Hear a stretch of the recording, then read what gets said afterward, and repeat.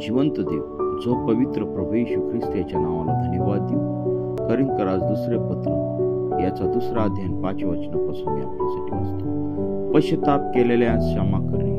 कोणी दुःख दिले असेल तर त्याने ते मलाच नाही तर काही अंशी फार कडक भाषेत सांगायचे असेल तर तुम्हा सर्वांना दिले. अशा मनुष्याला बहुमताने दिली ती शिक्षा पुरे, म्हणून तुम्ही त्याला क्षमा करून त्याचे सांत्वन करावे, नाही तर तो दुःख सागरात बुडून जावायचा. म्हणून मी तुम्हाला विनंती करीतो की त्याच्यावर तुमची प्रीती आहे अशी त्याची खात्री करून द्या. हे मी जे लिहिले त्यात माझा आणखी एक हेतू होता, तो असा की तुम्ही सर्व बाबतीत आज्ञापालन करिता की नाही याचे मला प्रमाण पटावे. ज्या कोणाला तुम्ही एखाद्या गोष्टीची क्षमा करिता त्याला त्या बाबत मीही क्षमा करीतो.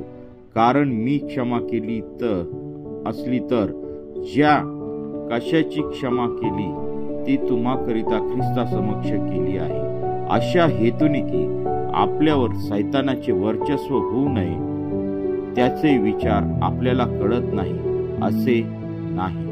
वाचलेले वचन देवाप आशीर्वादित करो. आमेन.